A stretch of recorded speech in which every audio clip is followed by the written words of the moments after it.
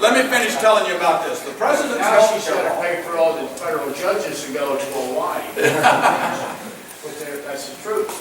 The president promised us when they passed the health care law that it was going to create jobs.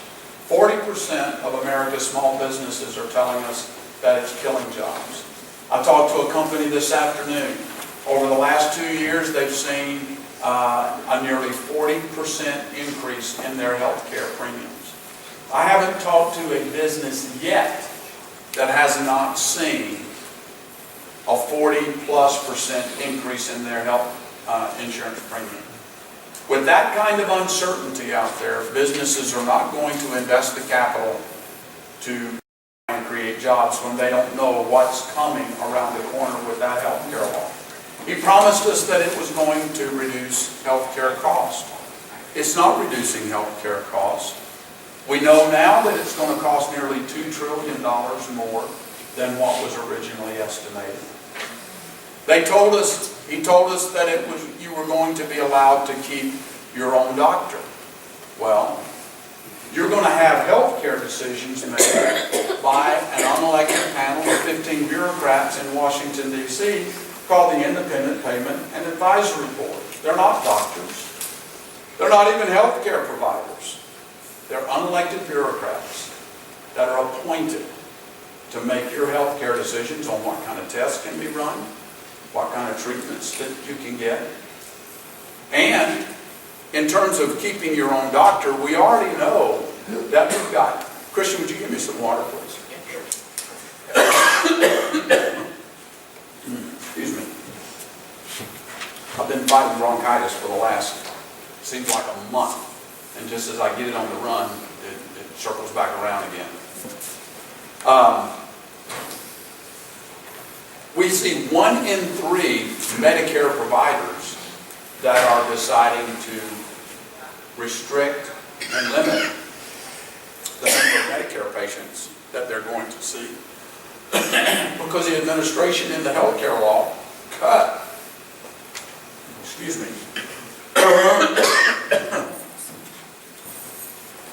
cut nearly 500, thank you. I thought you were going to give me that last swig of lemonade out here.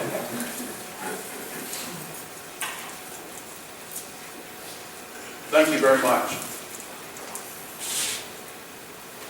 So we've got 1 in 3 Medicare providers dropping out of the system or refusing to provide service to Medicare patients or limit their Medicare patients. And the health care law cut $500 billion, $500 billion out of Medicare. $200 billion of that came out of Medicare Advantage, which affected almost 36,000 people right here along the Ohio River that depend upon Medicare Advantage. So this has created a tremendous amount of uncertainty into the system, and it's costing a lot more. The plan that I've supported would not only protect Medicare, thank you, would not only protect Medicare for current seniors and those that are 55 and older so that you see no change to your fully funded Medicare benefits. And that those that are 54 years of age and older, younger, have the same type of health care choices that, say, a member of Congress does. In a system where the wealthier get less support than the low income and the sick and the needy, those that are high risk. I support a health care program, health care reforms, that lets Americans invest with pre-tax dollars into health savings accounts so that they can defray a lot of their routine health care at a cost that's a lot less than a massive health care insurance policy that they would have to pay for today. And they could even use some of that money in that health savings account that they accumulate with pre-tax dollars to pay for a catastrophic health care insurance policy for things like heart attacks and cancer and things like that. the unknowns. I'm sorry to interrupt. The Medicare, Medicaid system that we're under right now, I think overall fails to perform as good as our good old-fashioned family healthcare system used to work before this Medicare, Medicaid system was put in place, where a parent's children would take care of them in their old age. Their grandchildren would take care of them, and for a couple in a community that didn't have children would rely on those neighbors for help. I think that system did a heck of a lot better job than our federal government's doing right now. Shouldn't we go back to the old system? Because I believe the reason we set up Medicaid and Medicare was because there were people falling and slipping through the cracks. And we didn't want to miss those people. But clearly in this system, we're still seeing people fall and slip through the cracks. We're not seeing any benefit. Well,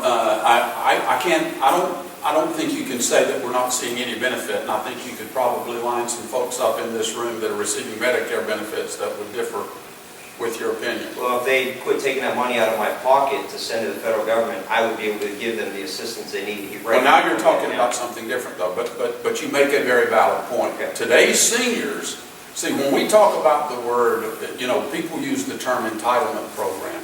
I hate that word. It's not an entitlement. Because it's not an entitlement. It's something that people paid into. Right. They invested in those programs, whether it's Medicare or Social Security, and they deserve, the federal government has a responsibility to stand up and honor the commitment that it made to those people who invested in it.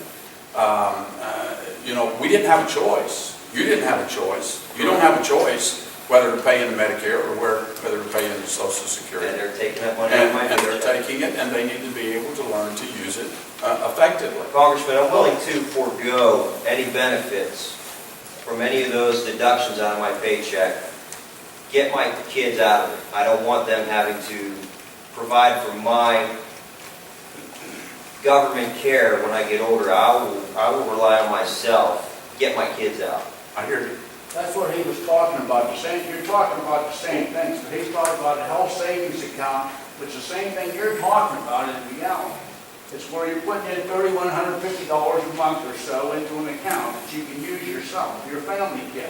The government doesn't need to do that for me. I can do that myself. You are right, the government is I not. believe It's a you. slippery slope. Once the government's involved, they're not going to get out of it. Just as quick as they got in, we can get them out.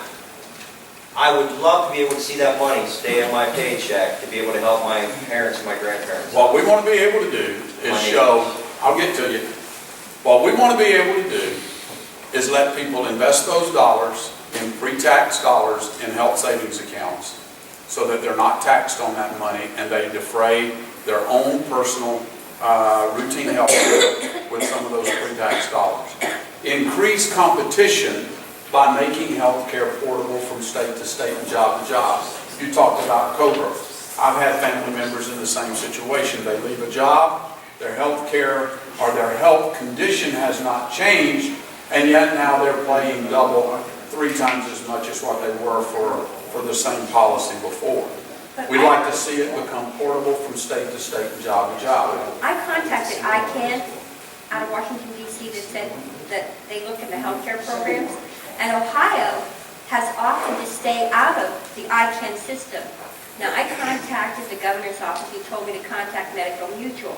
But since I've had a pre-existing heart condition, I don't qualify. They told me I have to go in the high-risk pool.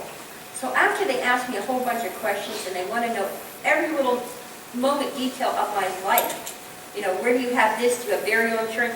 I'm not applying for welfare, and they gave me my new premium. It's $1,711 a month. Yeah, If see, I I don't have like $1,700, the, I'm going to be giving it to you. I don't like people being excluded for pre-existing conditions. That's one of the things in the new health care law. Anytime you spend trillions of dollars on something, you're going to get some good out of it. I think it's a good thing that insurance providers cannot exclude you or arbitrarily jack your prices up because of pre-existing conditions. So But the price is already setting at some people are 17. born without the ability to Congressman, provide the that free health care. market would take care of that.